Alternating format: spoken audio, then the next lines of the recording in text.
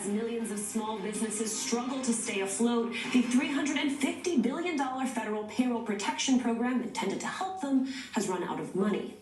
As the Senate works to inject another $250 billion into the program, some activists are warning of the dangers should Black and Latino small business owners not have access to these funds. From Newsweek Op Ed, the failure to provide emergency relief to entrepreneurs in our communities will lead to economic insecurity at a scale that could trigger the extinction of Black and brown businesses for generations. The writers of that piece are with me now. Natalie Molina-Nino, CEO of O Cubed and author of Leapfrog, the New Revolution for Women Entrepreneurs. And Michael Blake is a New York State Assembly member for the 79th District, vice chairman of the Democratic National Committee, and a candidate for U.S. Congress in the Bronx. I want to get your take on a headline that was making a lot of buzz yesterday, which is that according to filings with the Securities and Exchange Commission, restaurant chains received millions from the paycheck protection program. Assemblyman, are those small businesses? Not at all. And the reality is we have to understand what's happening right now is a challenge in many of our communities. Our small businesses, Black and Latino, are not being helped in any real way. And the challenge of what we're seeing is the intentionality of the program was supposedly to help our businesses on the ground, and it did nothing of that. Black and Latino and Asian and Native American businesses always are being left behind, and the PPP program did exactly that.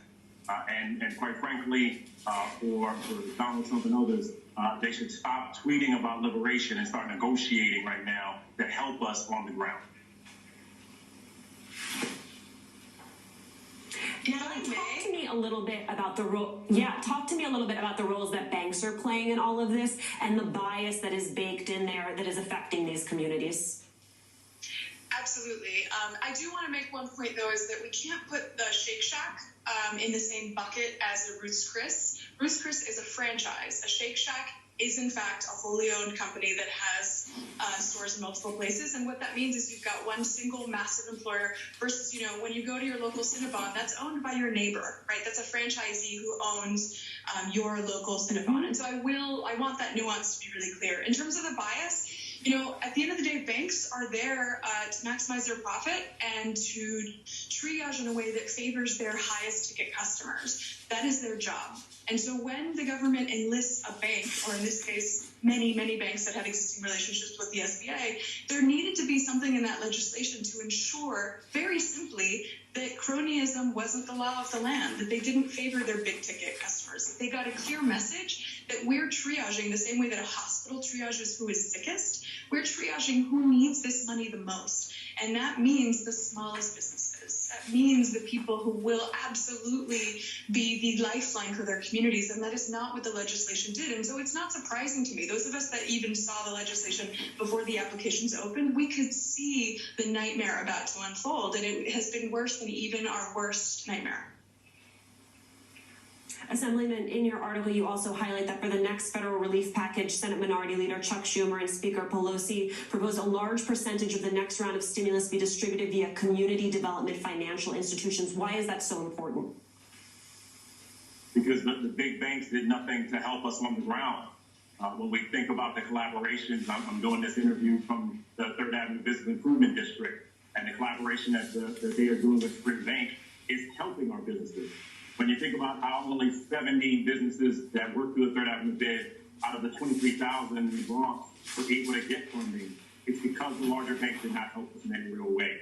And so the next bill, not only do we have to work through the CDFIs, we need fintech companies to collaborate with us on the ground. When we think about this is about helping our restaurants, helping our barbershops, helping our beauty salons, who otherwise may not have access to this. And honestly, the intentionality of Trump and the Republicans and what they're doing is disgusting because they're trying to reward big banks and large entities rather than helping people on the ground. And our frustration repeatedly is to stop continuing to promote white supremacy out of the White House and the language and the rhetoric, but help get dollars to us on the ground that we need right now.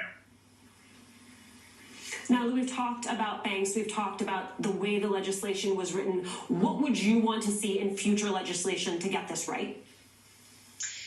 I think there's some history that needs to be fixed, right? The initial legislation provided no guardrails to prevent banks from abusing this. And so we have to go back and fix that. And that's not unprecedented. When the Katrina relief came out, it didn't come out perfect. And amendments were made and changes were made. So we have to go back and fix all of the things that, for example, Michael Blake was just mentioning are broken. Forward-looking, though, we really have to focus on ensuring that there is triage that focuses on the businesses that need it most, and that we provide, as Michael said, tech to make sure that these small local banks don't choke, because we're going to see a peak and a surge in the amount of applications. The other thing that I think is problematic is that we excluded 1099s, which means that if you're a restaurant owner and the majority of your employees are independent contractors that get 1099s rather than being full-time employees with payroll, then you are getting absolutely no relief. And we need to reevaluate that decision to ensure that folks who are independent contractors, gig workers, are not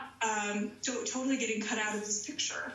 I also think that the other thing that's going to happen is that we have to collect data. At the moment, we are not collecting data. So people like Michael and myself and so many other leaders in the space do not easily have access to knowing who is getting this money and who is not. I don't think that's an accident, and it needs to be fixed.